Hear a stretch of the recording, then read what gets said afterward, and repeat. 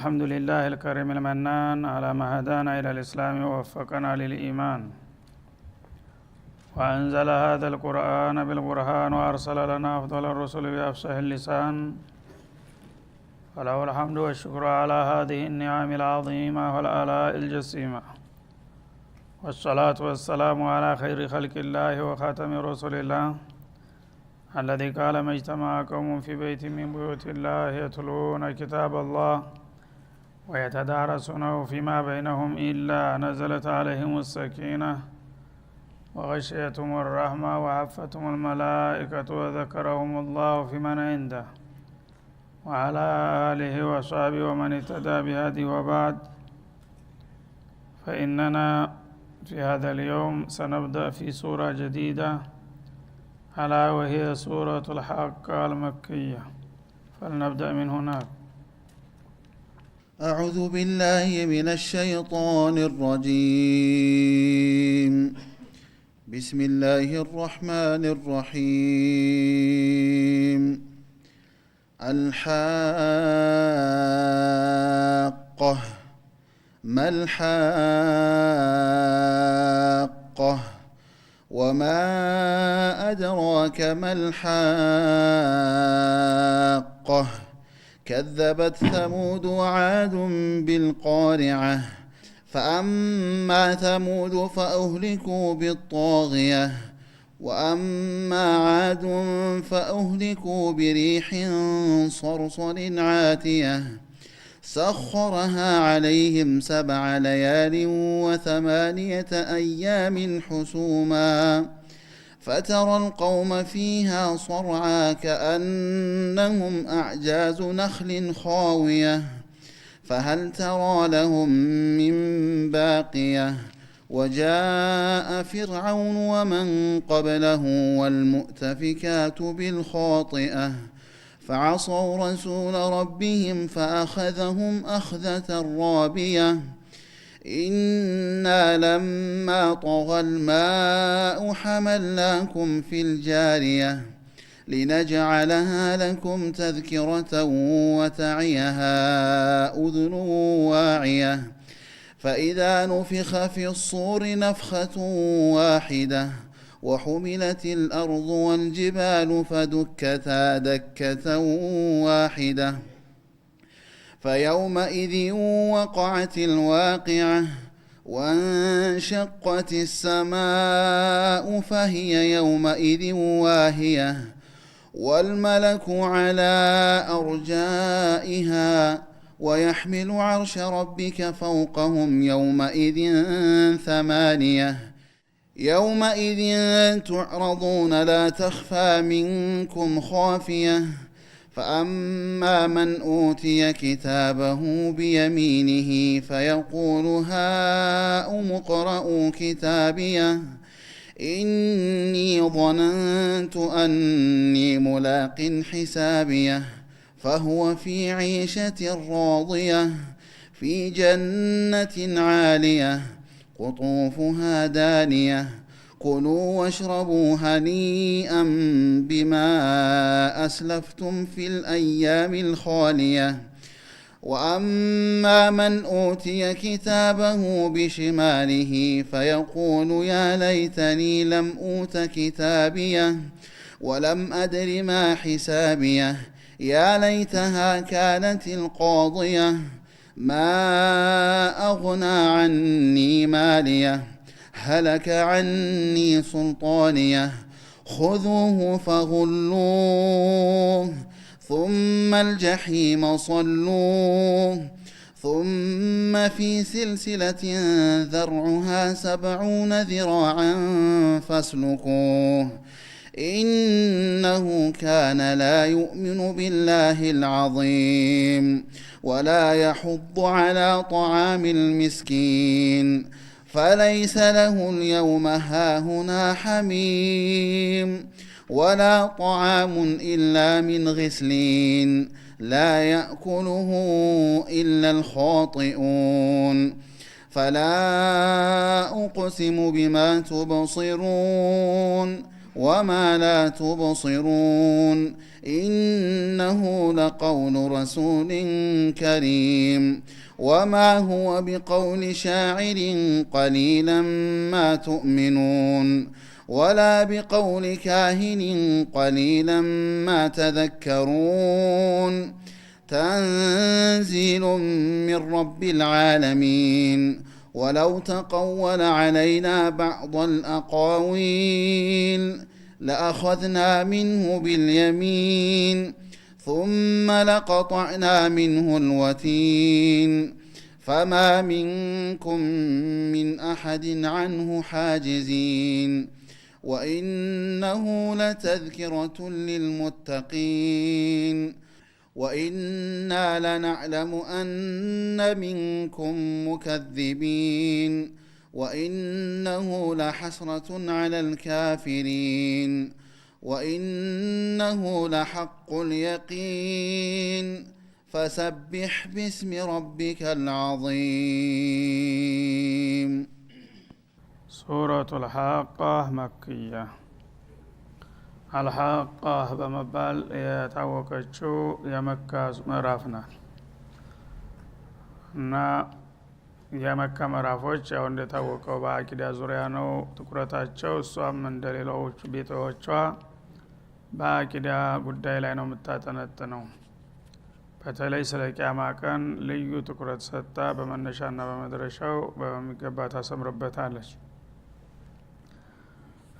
ከዚያም ስለ ቂያማ ቀን እንግዲህ ቂያማ ቀን የሚባለው ሰዎች በዚህ ምድር ላይ አላህ የፈቀደውን ያህል ይኖራሉ ቀጠሮ ሲደርስ ይች ምድርና ሰማያትን በሙሉ የሚፈራረሱበትና ወደ ሌላ ዓለም የምንቀየርበት ጊዜ እንደሚመጣ የምታረጋግጥ ናት ማለት ነው ይሄ ነገር ማንንም ሊያጠራጥር ሊያከራክር እንደማይገባው በሚገባ ደጋግማ ነው የምታረጋግጠው ይሄን ያስተባበሉ የነበሩት ትዕቢተኞችና ደረኞች ባለፈው ዘመን ምን እንዲያጋጠማቸው የተለያዩ ነብያቶች መጥተው ይሄን ሲነግሩና ሲመክሯቸው አንሰማም አንቀበልም በማለታቸው እዚሁ ዱንያ ላይ ደብዛቸው የጠፉ ኡማሞች እንዳሉም የምትጠቅስበት ነው ማለት ነው ከዚያ ያቺ አደገኛ ቀጠሮ በምትመጣበት ጊዜ የሰው ልጆች ምን እንደሚመስሉ በተለያየ ጎራ እንደሚነጣጠሉና እኩሎቹ እድለኞች ሌሎቹ እድለቢሶች ሆነው የሚያጋጥማቸውን ነገር በአጭሩ ትገልጻለች ከዛም ወደ ማገባደጃው ስለ ቁርአን በማንሳት ቁርአን በቀጥታ የአላህ ቃል መሆኑን የሚያረጋግጥበት ነው ማለት ነው ቁርአንን አላህ ለነብዩ በፈቃዱ ባይሰጣቸው ኑሮ ጥላቶቻቸው እንደሚገምቱትና እንደሚሉት ሰው ሰራሽ ዜማ ቢሆን ኑሮ አላህ በሱ ላይ በህዝቦችና በራሱ መካከል ጣልቃ ገብቶ እንደዚህ አይነት ወንጀል የሚሰራን ሰው በቀላሉ ዝም ብሎ እንደማያልፈውና የልቡን ማንጠልጠያ በጥሶ እንደሚጥለው ያረጋገጠበት ነው ማለት ነው አልሐቀቱ መልሐቃ الساعة الحقة እንደማለት ነው ሲፈቱ لموصف محذوف ይባላል ይሄ በነህው ቋንቋ ተረጋጋጯ እለት ይላል አላህ Subhanahu Wa Ta'ala ሐቅ ማለት الشيء الثابت الذي لا شك فيه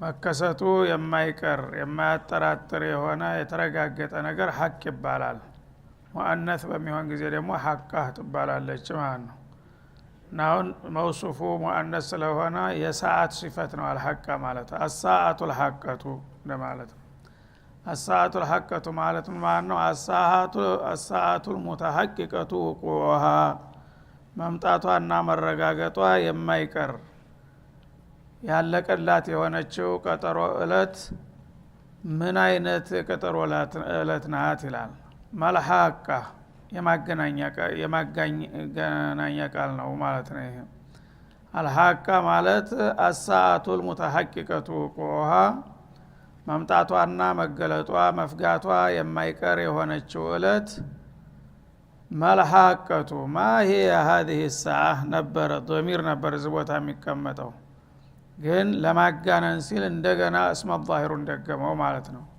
መስዓቱ الحقة ለፊተኛው ሙብተዳ ኸበር ሳይሰጠው እንደገና ሌላ ተጨማሪ ቃል ተደረበበት ማለት ነው።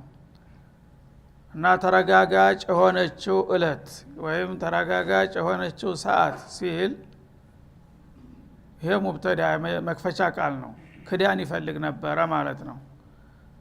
እሺ ተረጋጋጭ የሆነችው ቀን ምንድን ብሎ ሲጠብቅ መልሐቅ አለ። እንደገና ሌላ ደግሞ ተጨማሪ ቃል ማለት ነው። ይቺ ተረጋጋጭ የምትባለው እለት ምን አይነት ተረጋጋጭ ናት ብሎ ጥያቄ ያቀረበ መልሶ ለሙብተዳው ኸበር ሳይሰጥ በፊት እና የዚህ አይነት አጠያየቅ እንግዲህ የሰው ልጆችን ትኩረት የሚስብ ነው ማለት ነው። አንድ ሰው ስለ ገሌ የተባለውን ሰማህ ካለ አንድ ነገር ሊነግርህ ፈልጎ ቀቅ ትላለህ ማለት ነው። መላው ሰውነትህ ሁሉ ምን ሆነ ገሌ ብለህ በጉጉት ነው የምትጠብቀው ማለት ነው። የሱ ነገር ምን አይነት ነገር መሰለህ ካለ ደግሞ ምን ይሆናል? የብስ አጋነነው ማለት ነው። ቀላል አዲ ነገር አይደለም ይዞት የመጣው ዜና። ስለዚህ ይሄ ሰው የምን አጋጠመው ብለህ አቀፍረህ በምትጠብቅበት ጊዜ መልሱን እንደገና ደግሞ ሌላ አጋናኝ ቃል ተጨመረበት ነገሩ የባሰና ተገመትከው በላይ መሆኑን ያሳያል ማለት ነው። ወማ አድራከ መልሐቃ ደግሞ ጨመረበት እንደገና ይቺ ተረጋጋጭ እለት የምትባለው እለት ምን አይነት እለት እንደሆነ ምን አሳወቀህ? እሷን እኮ እኔ ካልነገርኩ በስተቀር አንተ በግምትህ ይህንን ይመስላል ይህንን ያክላል ብለህ የምትደርስበት ነገር አይደለም ይላል ማለት ነው። በዚህ እንግዲህ በሶስት ተከታታይ ቃል ጥያቄም በጥያቄ እየደራረበ ከሄደ በኋላ መልሱን ዝም አለው።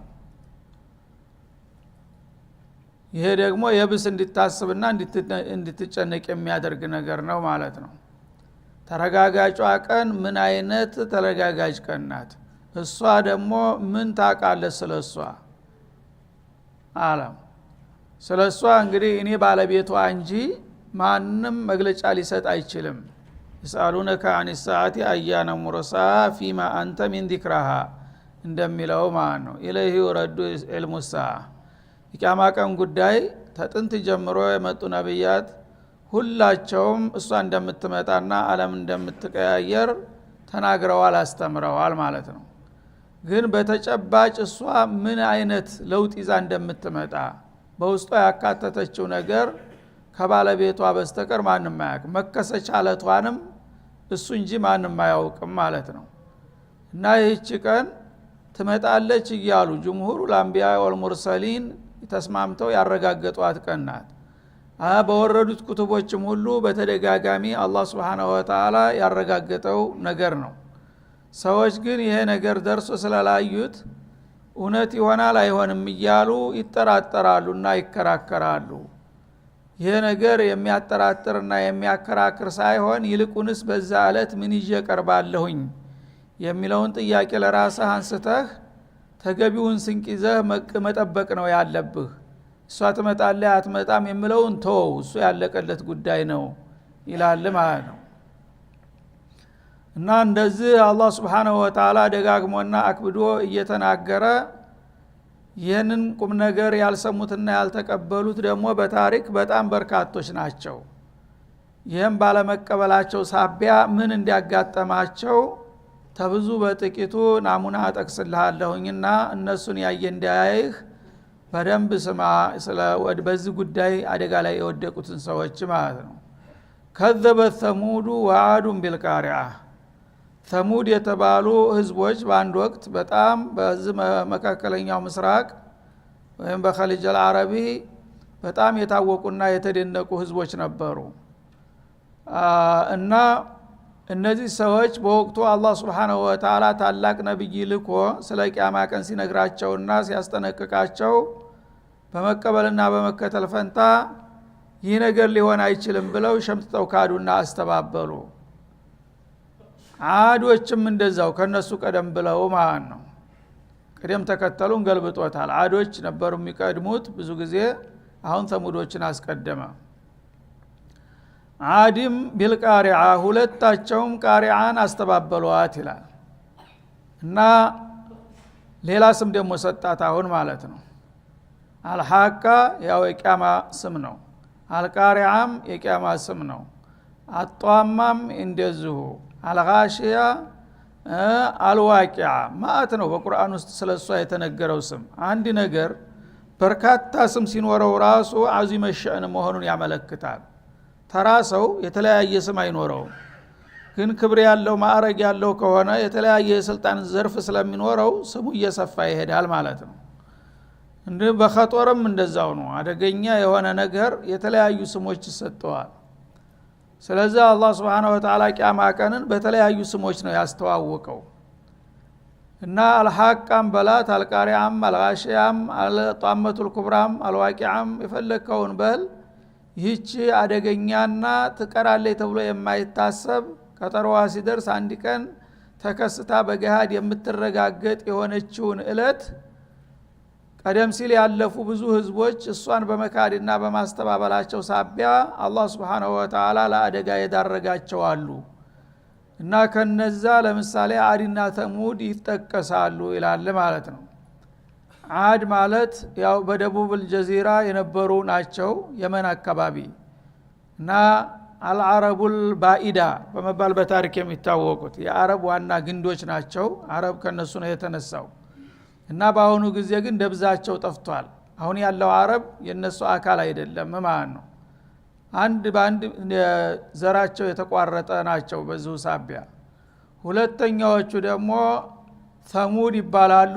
በሸማል አካባቢ የነበሩት በተቃራኒው ማለት ነው። በሂጃዝና በሻም መካከል ይገኙ የነበሩት ናቸው። የነሱ ትራፊዎች ናቸው።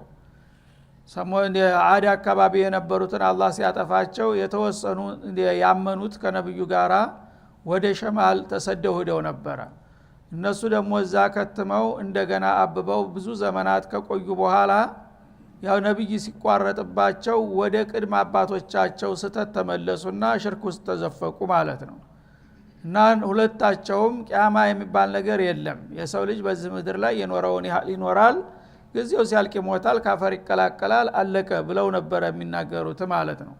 አረ ይሄ ነገር እንደዛ አይደለም፣ ትነሳላችሁ ትጠየቃላችሁ ሲሏቸው የአላህን ረሱሎች አንተ አጭበርባሪ አወናባጅ ነህ እያሉ በዚህ ሐቂቃ ላይ እንግዲህ ችግር የፈጠሩ በመሆናቸው አላህ Subhanahu Wa Ta'ala ተቆጥቶ ደብዛቸውን ያጠፋቸውና ለሌላ ተከታይ ህዝቦች መቀጣጫ ያደረጋቸው ናቸው። እና ለዓዶች ነብዩላህ ሁድ ነው የተላኩት ማለት ነው፣ በየመን አካባቢ ለነበሩት። እንደገና በሻም አካባቢ ለነበሩት ደግሞ ነብዩላህ ሷሊህ ነው የላከላቸው ማለት ነው። ሁለቱም አረብ ህዝብ ናቸው። ሁለቱም አልዓረቡል ባኢዳ ደብዛቸው የጠፉት የተረገሙት አረቦች የሚባሉት እነዚህ ሁለቱ ቡድኖች ናቸው ማለት ነው። እና አዲም ሰሙዲም ቃሪዓን ካዷት አስተባበሏት ይላል። ቃሪዓ የምትባል ዓለም አቀፍ ለውጥ አዝላ የምትመጣ ክስተት የለችም። ሰው ዝም ብሎ ይኖራል፣ ጊዜው ሲያልቅ ይሞታል፣ ታፈር ይቀላቀላል፣ ያልቃል ብለው ነበር የሚያምኑት ማለት ነው። ቃሪዓን ግን ረስተዋታል። ቃሪዓ ማለት የማንኛውንም ሰው ጭንቅላት የምትቆረቁር የሆነች አደገኛ ክስተት ማለት ነው። እና ቀርዕ ማለት አስሉ አንድ ሰው በቤትህ መጥቶ በርህን በኃይል ይቆፈቁፋል።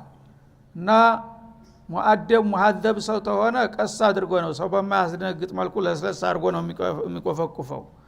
ኃይለኛ ከሆነ ደግሞ የሆነ የጥላት ወይም ልዩ ተልእኮ ያለው ከሆነ በኃይል ነው የሚለው፣ የወታደር አቆፋቆፍ ማለት ነው። ያ ከሆነ አቆፋቆፍ ራሱ ያስታውቃል የአደጋና የሰላም መሆኑ ማለት ነው።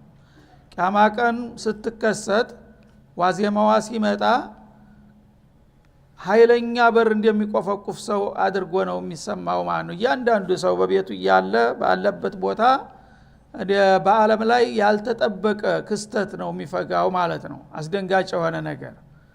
እና እሷ ምልክቷ በምትከሰትና በሚቆረቁርበት ጊዜ የምትቆረቁረው በርህን አይደለም እንደስተዛር እንደተለመደው ራስክን ነው የምትቆረቁር፣ ጭንቅላቱን ራሱ በመርዶ ተፈነጥቀዋለች ማለት ነው። ይህች አይነትን ቀን የካዱና ያስተባበሉ በዚህ ባህሪ በጣም ጎልተው የታወቁት ህዝቦች እሷ ደርሳ ሳትፋረዳቸው በፊት እዚሁ ዱንያ ላይ ለሌሎች መቀጣጫ ሆነዋል። ግን እንደዛ እንደሚሆኑ ባለማወቃቸው በቀላሉ አስተባብለን እናልፋለን ሲሉ ለጉር ተጋልጠዋልና እስቲ የነሱን ታሪክ አስታውስ። የነሱን ታሪክ ተተገነዘብክ በኋላ ቢሻው ግደለም የምትል ከሆነ ከዛ በኋላ አንተ ታውቃለህ። ፈአማ ሰሙዱ ፈኡህሊኩ ቢጧግያ እና እነዚህ ሁለት ታላላቅ ህዝቦች የቂያማ ቀንን መምጣት በመካድና በማስተባበላቸው ሳቢያ ምን አይነት መከራ ነው ያጋጠማቸው፣ እንዴት ነው የጠፉት ካልክ ባጭሩ ገልጽልሃለሁ ይላል። ሰሙዶች የነብዩላህ ሷሊህ ህዝቦች የነበሩት በመዲነተል ሙነወራና በኡርዱን መካከል በነበረው ክልል ቁራ ማነው ዋዲል ቁራ ይባላል።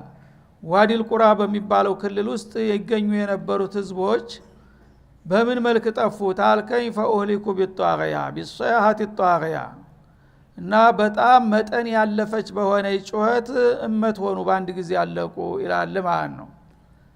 እና ጧግያ ማለት ድንበር ያለፈ ለሆነ ነገር ሁሉ መጠሪያ ነው።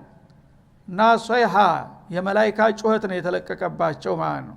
በከተማቸው ላይ መላእክታው መጥቶ አንድ ጊዜ እንደመብረቅ ድምጹን ሲለቀው በቀጥታ እንዳሉ ባሉበት እመት ነው የሆኑት። ልክ እኔ ፊሊት እንደተነፋበት ዝንብ ማለት ነው። አንድ ወሬ ነጋሪ እንኳን አልተረፈም። ምክንያቱም ገደብ ያለፈ ድምጽ ነበርና የተለቀቀባቸው። ሁሉ ነገር መጠን አለው። ከመጠኑ ካለፈ ወደ አደጋ ይለወጣል። ድምጽም ከሚገባው በላይ ከጨመረ እልቂት ሊያመጣ የሚችል መሆኑን ያሳየናል ማለት ነው። እና ወሊላሂ ጁኑዱ ሰማዋቲ ወልአርድ እንደሚለው አላህ Subhanahu Wa Ta'ala ከፈለገ በሰማያትም በምድርም ያሉ ኃይሎች ሁሉ የኔ ሰራዊቶች ናቸው። ካሰማራዋቸው በፈለኩት መሳሪያ ማውደም እችላለሁኝ። ሌላው ቀርቶ አንቱ የተባለ በአለም ላይ ማን ይነካኛል የሚሉ ጥጋበኞችን በአንዲት ድምጽ ዝም ማድረግ የሚችል ነኝ ይላል አላህ Subhanahu Wa Ta'ala።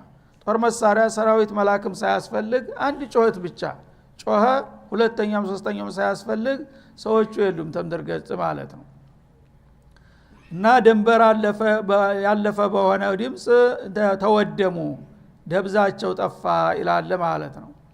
ወአማ ዓዱን ዓድ የተባሉት ደግሞ ከነሱ ቀደም ሲል የነበሩት የነሱ አያቶች ፈኡህሊኩ ቢሪህን ሰርሰሪን ዓቲያ በጣም ኃይለኛ የሆነ የሚያፏጭ እና ብርድ ያዘል ቀቅ ያዘለ የሆነ በሆነ ንፋስ ደብዛቸው ሊጠፋ ቻለ ይላል ማለት ነው።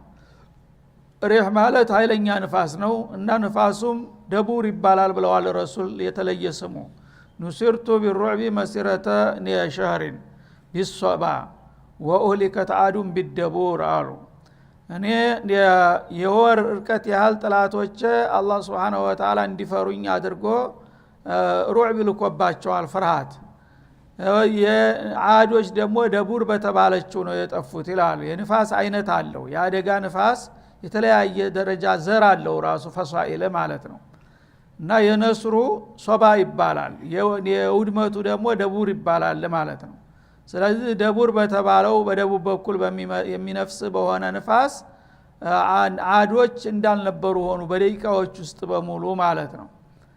እና እነዚህ ዓዶች እንግዲህ ምን አሸዱ ሚና ቁዋ የሚሉ ጎበዞች ነበሩ እንዳሁኖቹ ምዕራባውያን ማለት ነው። ከኛ በላይ የዓለም አባዋራ ማን አለና አላህን ፍሩ ሲባሉ በነብዮች አንደበት ምን ታስፈራራናለህ? የምታስፈራራውን ፈልግ፣ እኛ እኮ ማንንም ምንፈራ አይደለንም፣ በዚች ምድር ላይ የኛ የበላይ ነን፣ ማንም አይነካንም እያሉ የሚንጎባለሉ እና የሚያቀራሩ ነበሩ ማለት ነው። እነዚህ ሰዎች አላህ Subhanahu Wa Ta'ala እነሱ የሚጠብቁት በእነሱ መልክ የታጠቀ በብዙ ሺህ የሚቆጠር ወታደር ይመጣል ብለው ነበረ። አላህ ግን ባይን ማይታይ በእጅ ማይጨበጥ ንፋስ ነው የላከባቸው እንደብቅ ማለት ነው። በዚህ በንፋስ በአንድ ጊዜ በደቂቃዎች ውስጥ እንዳልነበሩ ሆኑ። ፈኡህሊኩ ቢሪህን ሰርሰር ማለት ድምፁ ራሱ የሚያሸብር የሆነ ልዩ ድምፅ አለው፣ ያፏጫል ማለት ነው። እንደ መብረቅ የሚቀደድና የሚንሳጠጥ የሆነ ንፋስ ነበረ። ቅዝቃዜው ደግሞ ሰልጅ ነው እንዳለ በአንድ ጊዜ አጥንት ሰብሮ የሚገባ ነበር ማለት ነው። በዚህ አይነት አደገኛ ንፋስ እንዳልነበሩ ሆነው ወደሙ ይላል። ሰኸረሃ አለይሂም 7 ለያሊን و8 አያም እና ይህችን አደገኛ ንፋስ በእነሱ ላይ አላህ Subhanahu Wa Ta'ala ላካት ሰለጠሃ አለይሂም ማለት ነው 7 ለያሊን 7 ሌሊቶችና ወ8 አያም 8 ቀናትን በመደዳው ማለት ሁሱመን ሙተታቢዓት ያለማቋረጥ ፋታ ሳይሰጥ ከጀመረ እስከ መጨረሻው 7 ሌሊቶችና 8 ቀናቶችን ያስቆጠረ ጊዜ ነው የተለቀቀባቸው ማለት ነው ሁሱመን ሙተታቢዓ ተከታታይና ፋታ አልባ የሆነ አይለኛ አውሎ ንፋስ ላከባቸው ፈተረል ቀውመ ፊሃ ሰርዓ በዛ አደገኛ ንፋስ ህዝቦች ዳርስተዳር እንዳሉ እመት ሆነው ታያቸዋለ ተረፍርፈው ማለት ነው ተመሰቃቅሎ አስከሬኑ አንዱ ካንዱ መለየት በሚያቅተው መልኩ አበራይቶ ለቀቃቸው ማለት ነው እንደዚህ ያድርጎ ነውና ያጠፋቸው ቂያማ የለም ይያሉ ሲንጎባለሉ የነበሩትን አሁንም ታዳ ስለዚህ ጉዳይ የሚክዱና የሚያስተባብሉ